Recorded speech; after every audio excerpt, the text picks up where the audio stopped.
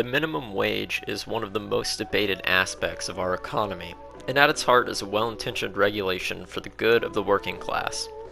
The arguments on both sides are also well-intentioned but lack a full understanding of what is going on. So, let's begin to break it down. The minimum wage is the minimum amount of money a person is to be paid for an hour of their labor. Paying them less is illegal. On one side, you have people arguing that the minimum wage should be raised to increase the well-being and wealth of the bottom earners in the nation. On the other side, you have people arguing that it should stay the same, as to not upset the current overhead costs of labor in existing businesses, fearing they will cease doing business for too much cost. Both sides have it a bit off. While having a minimum wage has been proven to reduce poverty, making it too high will stifle business and increase living costs, but you can successfully raise the minimum wage without affecting business. Regardless, labor is affected by the same principle that all economies and their facets are affected by: supply and demand. The demand for labor is based on the number of businesses and how much labor they want for their operations.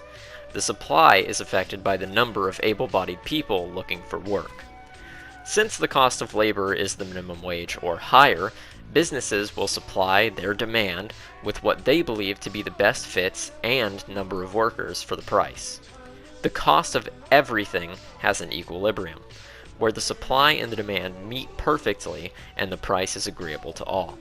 If the price of labor is higher than the equilibrium, businesses will hire less workers to maintain profit and cover overhead. If the price is just right, they will hire the perfect amount of laborers for the job. If the price is low, they will once again hire the perfect amount of laborers for the job, but they will be able to care less about layaway and lower the cost of their products to compete with other businesses, or have to lower them to ensure customers can afford the goods or services. What we want is equilibrium. The funny thing about the labor market is that it will always find equilibrium eventually, no matter the cost of labor. For instance, if right now the minimum wage was overnight made to be $30, a lot of small businesses and medium-sized businesses and organizations would shut down. Lots of people would be laid off, but eventually the cost of living would go up. Businesses would become profitable again, and all those lost businesses would come back in some form or another. Equilibrium would be reached. The consequences of this should be clear. Since the cost of living will always be even with the minimum wage, no matter how high or low, will always have the same value. It will always only buy you the same amount of goods and services. Think of it this way. A box of cereal today costs about $3. That's 1/3 of the hourly minimum wage federally in the USA. If the wage were to be something ridiculous like $8 million, a box of cereal would cost $3 million. This is because money is only a store of value. Value is the perceived worth of an item. The more money you have, the less valuable it is. Not to mention, in order to cover such ridiculous labor costs, businesses would have to price things exorbitantly. This happens to some scale, no matter what the minimum wage is. Raising the minimum wage has temporary benefits and temporary detriments.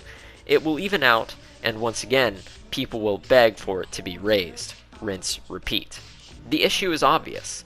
People used to be able to live on minimum wage with a single earner. The cost of living has risen.